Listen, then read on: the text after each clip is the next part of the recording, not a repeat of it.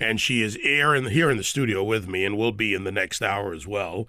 Journalist, reporter extraordinaire, Ronica Cleary. Good morning. Good morning, David. It's good to see you. Yeah, it's good to talk to you in the morning. And here we're in studio. It's the morning. I know. We haven't done this, I think, since TV back in New York. It's like the Twilight Zone right now, but I'm glad to be here. Thank you for having me. And congratulations again, down here in D.C. in the swamp at Fox 5. It's awesome. Keeping things going. Yeah, you've been watching Sean Spicer battle it out with Jim Acosta. And, how do you keep track of these politicians down here? It's a totally different beast. I mean, when I was in Jersey, I covered Chris Christie, right? Yeah. And so it was one person, day and night, Google alerts, every article just about him. Easy and now to find in the State House. Right, Yeah. exactly.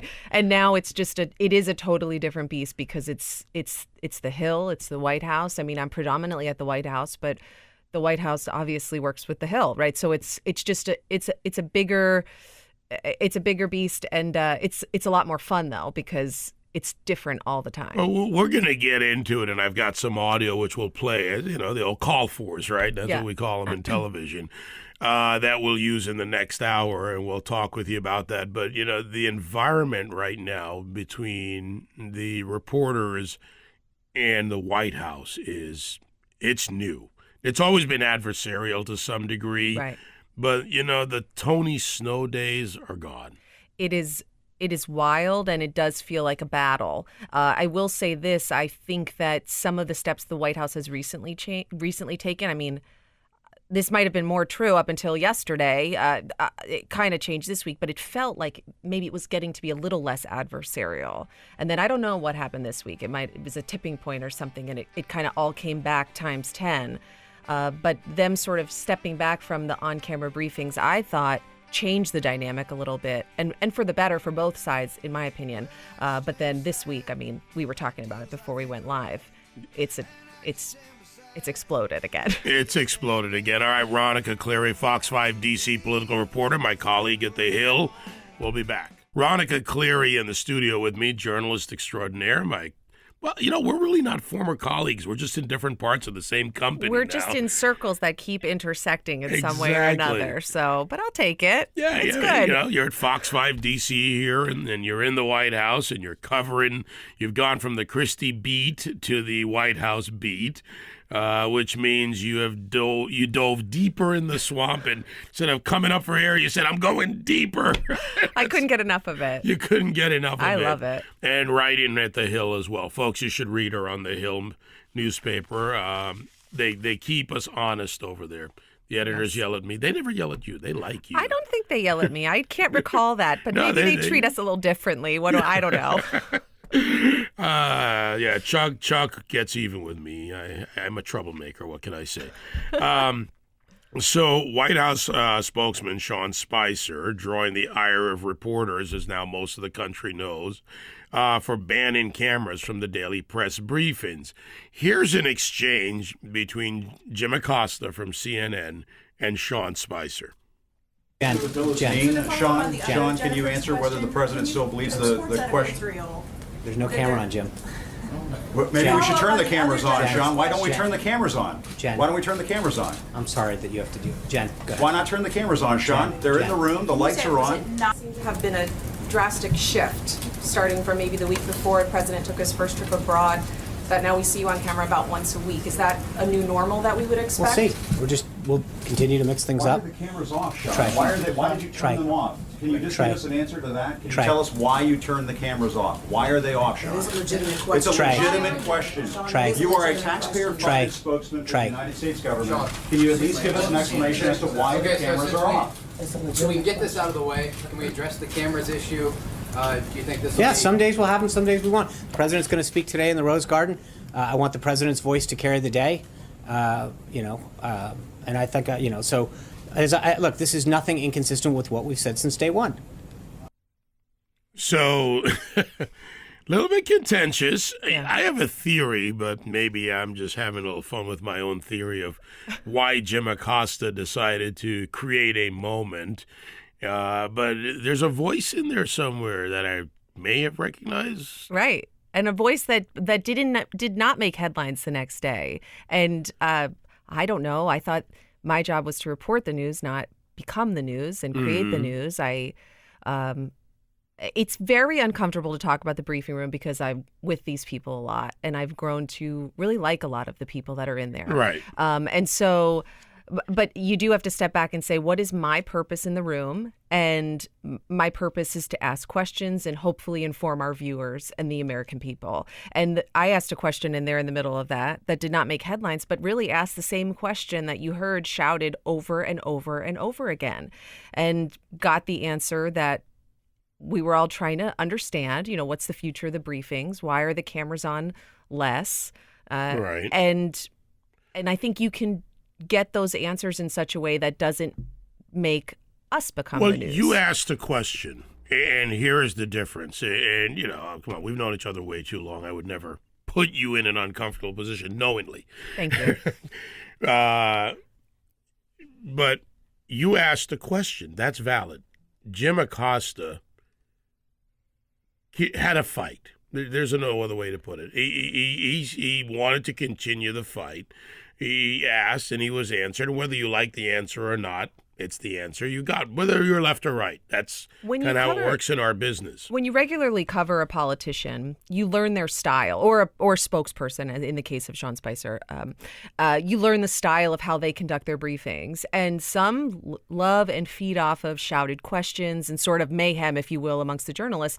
And the way that Sean Spicer has conducted his press briefings, I noticed that Speaker Paul Ryan is very similar. You don't shout questions. You wait until you're called on, and that's just the way that he has set up the environment to be. And so I think that if a reporter chooses to start shouting questions, and sort of the protocol that's been put in place for the months that he has been in this position is disregarded, it's certainly done purposefully. Right.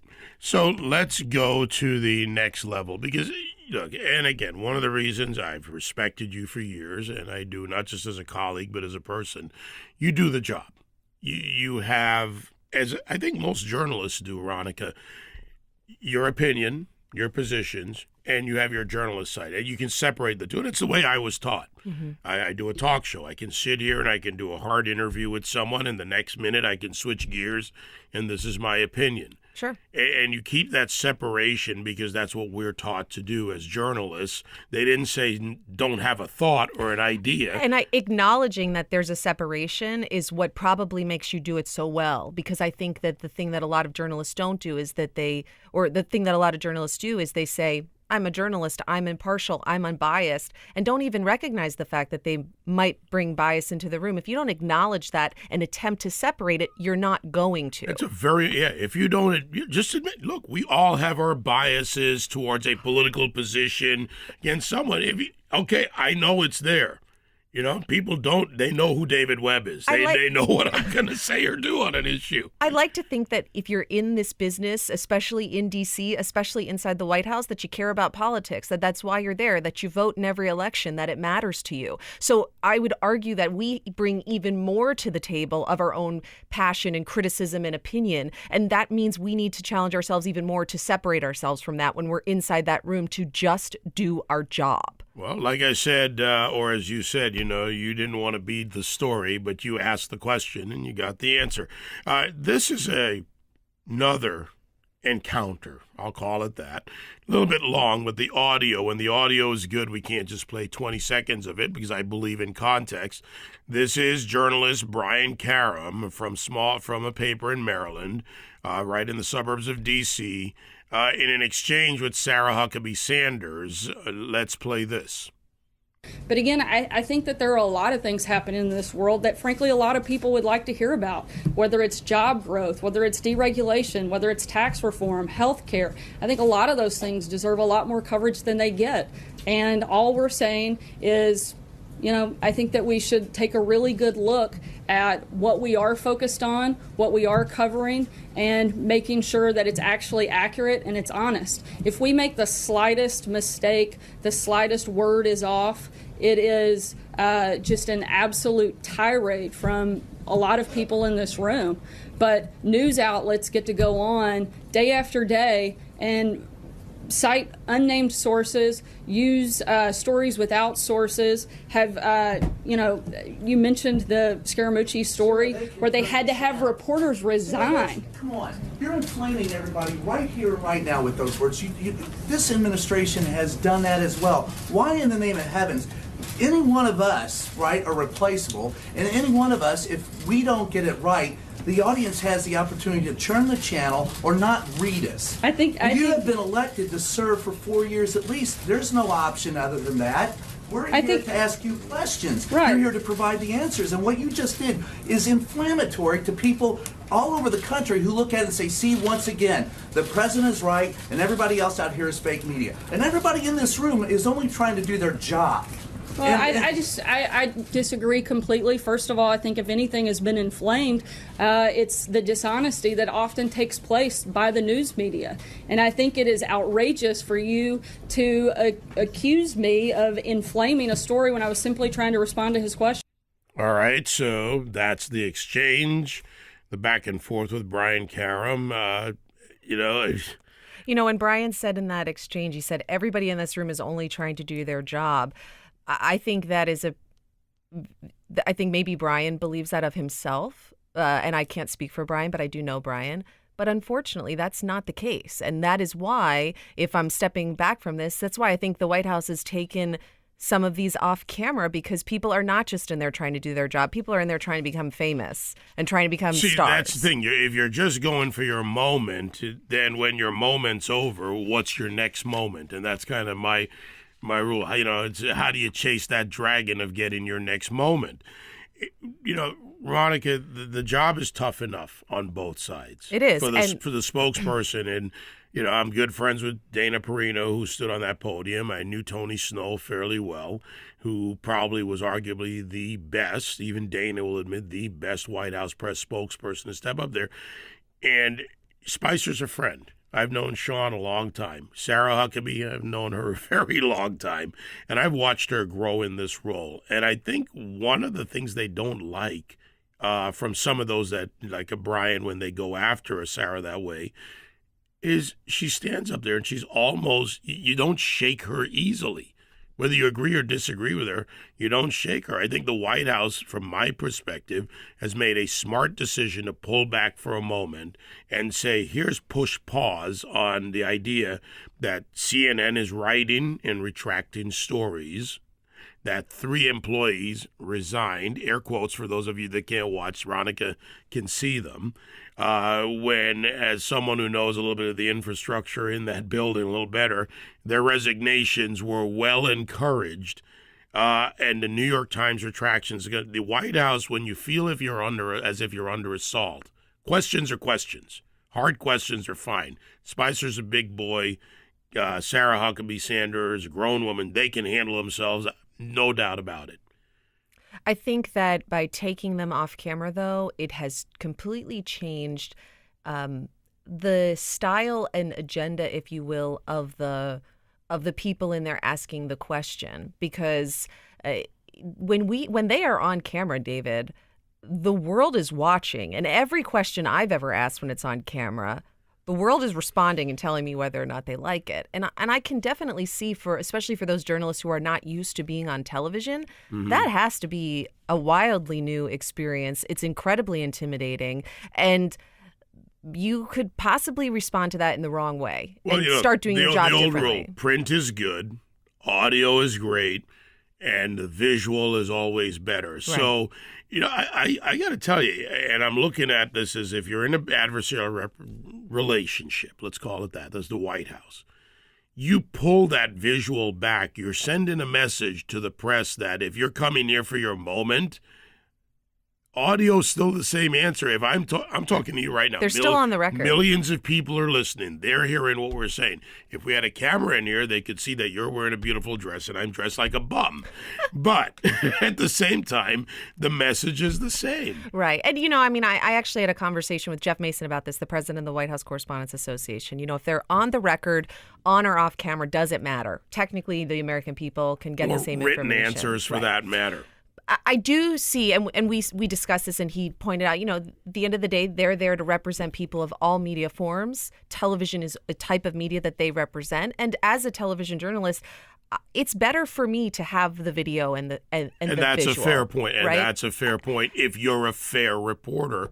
But the room has sort of lost what I think the room was, and it's become, the Showtime show, The Circus. That room has become a circus, and I think that taking them off camera for some time has caused it did cause a bit of a reset. Now, like I said, I don't know what happened this week. You just played those clips from this week. It has changed a little bit. Maybe the White House has taken it too far. Maybe there does need to be somewhere we meet in the middle. But it does have to be essentially some sort of meeting in the middle. And I think both sides need to be willing to address that and acknowledge it. Look, my bias, obviously, politically, is with the White House, but I'm not biased in assessing this, and I get it. I would sit back and say, if you're going to continue to assail me, I'm going to stop that ability. And there will be people, I know for a fact people know who you are in there, that I know. They like you. You're a fair reporter. I do all my right? best. I'm telling you something that I happen to know factually. Thank you. And they'll respect you talking to them. But when you're Jim Acosta and you're CNN and you're writing and retracting and reporting stories and you are being dishonest or at least not just adversarial but almost hateful in your reporting, the drumbeat of 93% according to a Harvard study of negative stories on an administration. That Harvard study was unbelievable about the difference in the type of coverage that this administration has seen. It's undeniable. Versus, by the way, from a business perspective, and you and I have been in this business for a little while, the fact that they've destroyed their businesses over at CNN by picking a side like MSNBC did. This is the business analysis. Their numbers show it. And Fox, which falls down the middle of the road, 52% negative, 40-something% positive in the analysis done by Harvard, close pretty much 50-50, is a $1 billion plus revenue annually company as a network. Why? Because they're appealing. They're doing journalism and opinion and separating it. One of the things in that sound that you played, Sean Spicer said, look, the president is going to speak today in the Rose Garden. I want that to be the story that gets the attention. Very good point. I can appreciate the fact that there was just so much coming out of the White House that it gave you things to choose that were arguably not newsworthy and certainly not relevant to the day-to-day life of the American people, but were sensational and, good for clicks and ratings. And so I will say that not only have they pulled back on the on-camera briefings, but they have changed their style. And I do think that they've learned a little bit in that press team to become a little bit more strategic and really thoughtful about what are we going to put out today? How are we going to answer these questions? So they have done some work, I'm going to assume, and can just tell from the output on their end to put together a stronger, more unified message that hopefully will cause networks and news organizations to maybe cover things that really matter to the people and to the voters versus some sensational exchange or, something like that. So I think that is a great way to put it. But that's why you're Ronica Cleary. I'm doing my best, and I'm glad to be here. You are always doing your best. It's really good to see you in studio. Yes, thank you for having me. Folks, if you're in D.C., turn on Fox 5. There's no other way to say it. Hang on, we got somebody. I got to ask you this question. See the beauty of doing my own show? Uh-oh. I get asked. George, Massachusetts, 866-95-PATRIOT. You are a lucky man, George, because I looked over, there you are, and Ronica's right here. Hi, David. Nice talking to you again. Hey, quick question. A while back, they mentioned that they were going to have the alternative media, like all these guys that have their own shows online and this and that. That's my first question. Do they have that in the White House briefing? Yes, briefing yes, room? they do. It's amazing the diversity of media types, coverage, backgrounds in that room, and that the White House does give access to.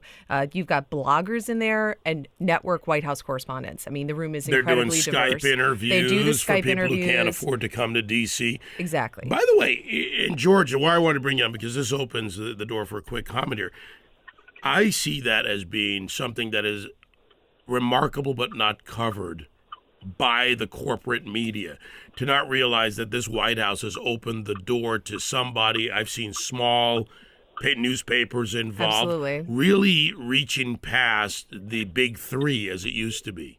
I mean, I think the first White House briefing, I mean, it was a big hubbub because they didn't call on the AP first. Yeah. It's the idea that they don't ascribe to the quote rules of that room, and I think they do welcome people in that room from many different backgrounds, assuming they apply and go through all the. There was an alternative newspaper, a gay newspaper. They were involved in this. You would think that would have gotten coverage. Had Barack Obama done that, it would have been the greatest thing since sliced bread. But to George's question. And George, thanks for the call, brother. Thank you, George. Well, this is what it's like. Let's open it up. So they have opened the conversation.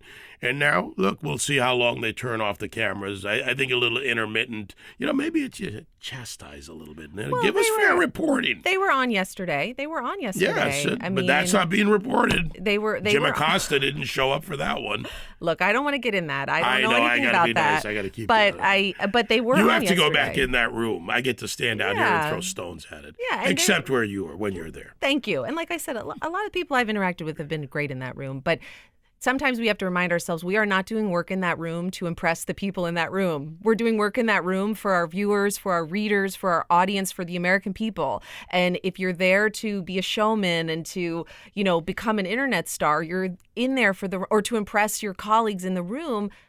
You're in there for the wrong reason, and you need to remind yourself of that and reset that in your head about why you're in there. It's very hard whenever you're on a beat. The same thing on the Christie beat. It is hard to separate yourself from the beat reporters that you're there with, from the job that you're there to do. Because of course you want to have some camaraderie, you want to get along, you want to help someone out who forgets their pencil, whatever it is. But that is not why you're in the room. And I think it's very easy. The groupthink, right? It's just, you can't let that suck you in. You're there to do your job. You got to go home and put your head on the pillow every night and feel proud of your work that you've done. And it's taking these off camera, thinking about how you ask your questions, thinking about the questions that you ask, the way that we treat other people, not just as reporters or leaders, but as Americans, as citizens, as humans. It's a good reset and a reminder, but I do want to see more on camera. It's important for me in my job, but the reset is not a bad thing. I'm off my soapbox now. How's that? I tell you what, Ronica, you're amazing. Thank you. All right. Ronica Cleary, Fox 5 DC political reporter, journalist, writer for The Hill, columnist for The Hill. Check her out at Ronica Cleary. Great to see you. Really great. My best to the husband. Thank you. Baby's growing up. Proud mama, working hard, getting the job done, keeping those politicians honest.